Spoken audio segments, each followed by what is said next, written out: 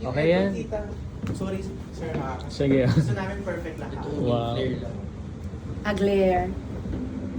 Hindi, okay lang naman yan. Okay lang? Okay lang yan. Sige. Yes, ayan. Perfect. Okay na? Thank you. Yes. Thanks, Nikki. First of all, Ate V, congratulations sa bagong film. Thank you. When I saw the trailer, it's something different. It's parang something you've never done before. Is it Yes, true? It's true. Mhm. In fact, after doing the movie, tapos na ng shooting namin, Mhm. nagre-reminisce ako. Sabi ko, and then kung paano inattack ni Direk yung character ko, no? Mhm. Yung Eva Candelaria? Eva Candelaria. Candelaria, okay. Yeah, and Lilia. Mhm. So, miski ako nag-isip, sabi ko, inisip ko yung mga pelikulang ginawa ko bata-bata, Sister Stella, yung mga ginawa ko, Tagos ng Dugo. Mhm. Sabi ko, parang wala pang...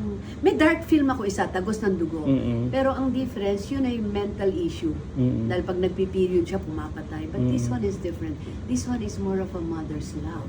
Yeah. A mother who's willing to do... Lulubutan ako. A mother who's willing to do everything Mhm. and anything for her children or for Mhm. her kid. And I'm a mom. Mhm. As Vilma, I'm telling you, I will do the same. Mhm.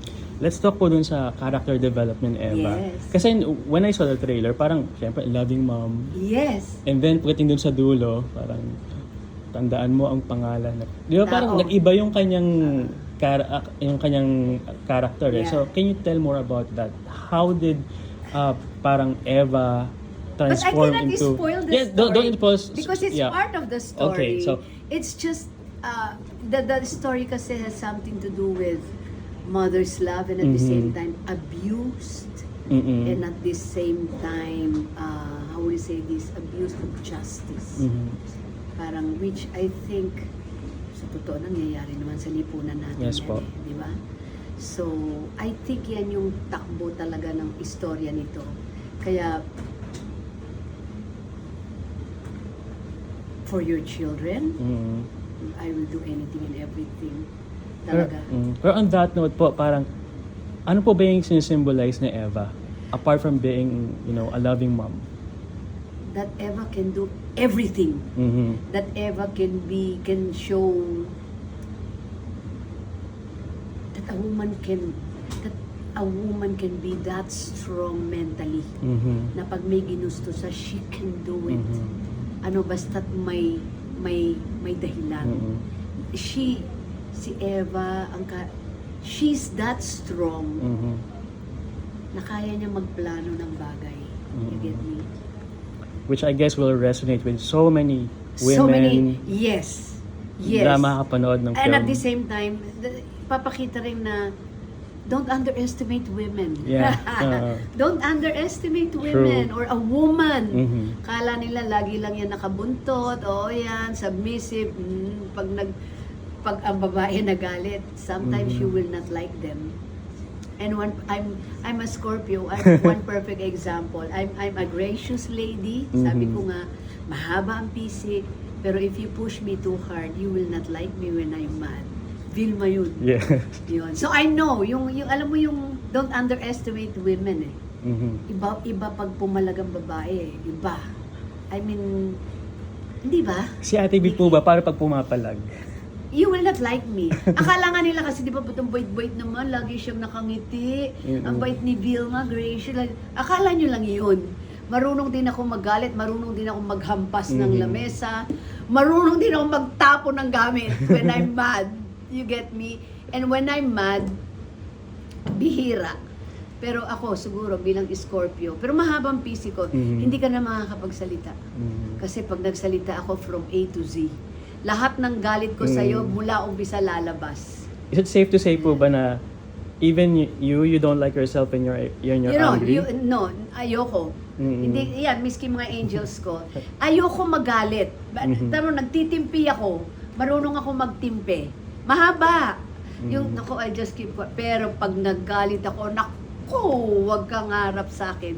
I'll tell you, sir, wag ka na magpakita. Get out of my face.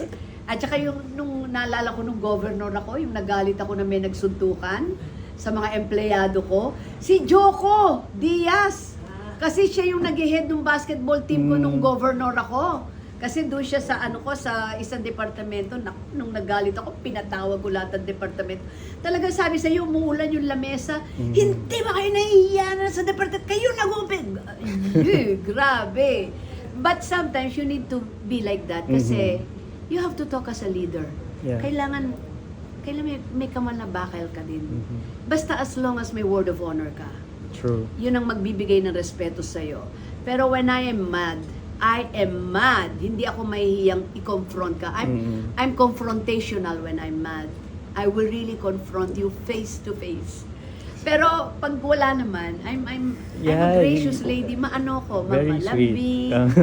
I love to hug people. Ayoko may naaapi. Ganun naman ako. Ate V, ang uninvited, of course, part siya ng 50th anniversary ng MMFF. Yes. And at the same time, distributed ng Warner Brothers. Yes. How does it feel? Oh, I feel so elated. Mm-hmm. I think first time. Mm-mm. I think Warner Brothers started with Mentor sa Malyari. Yes. And then I met them when we had a meeting. Na-meet ko sila.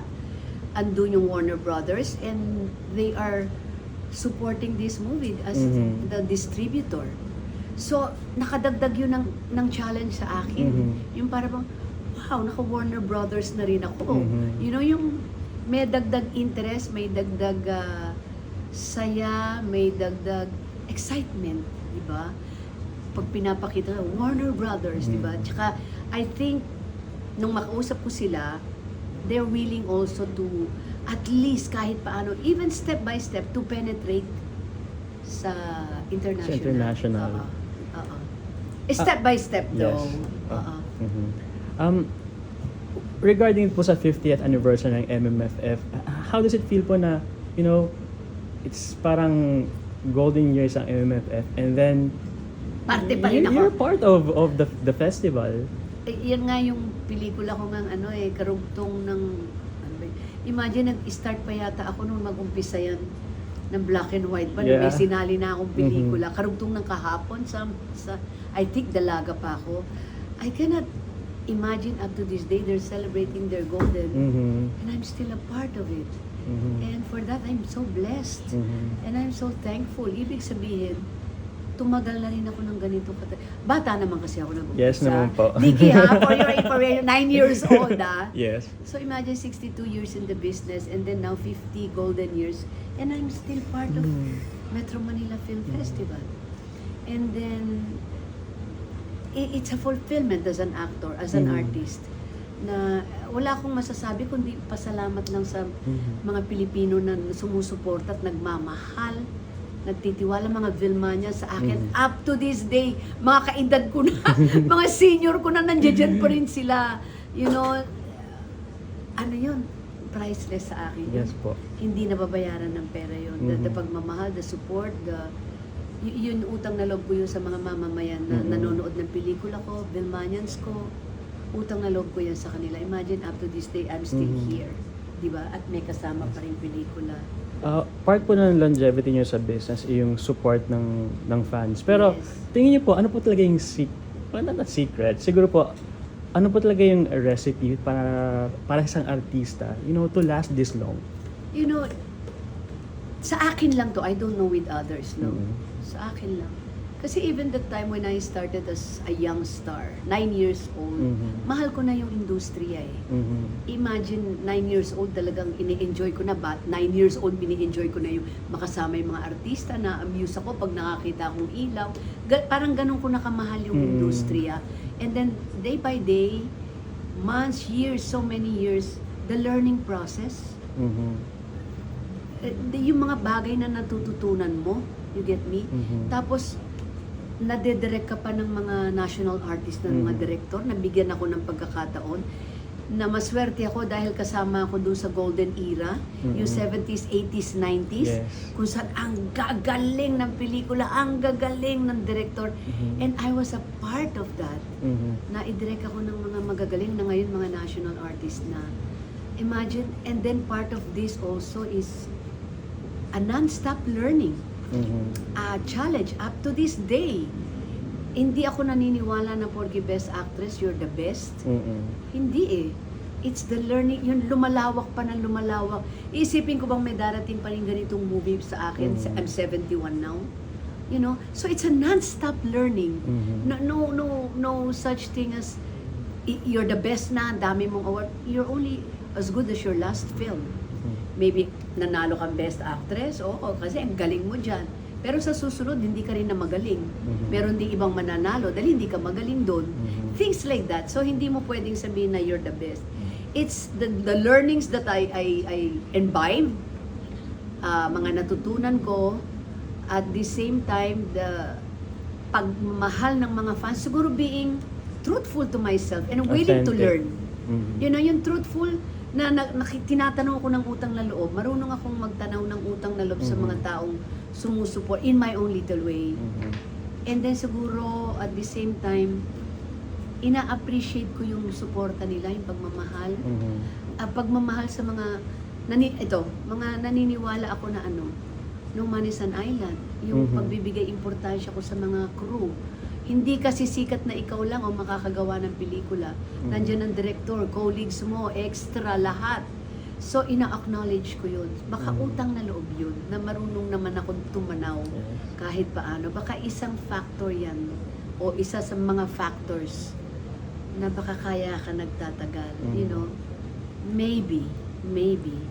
At saka yun. Siguro the most important secret is I love my career and maybe it's That's why it's loving you back. Yeah. Ate V, That's the one. final question na lang. What do you expect in this film once it hits the theaters in December 25?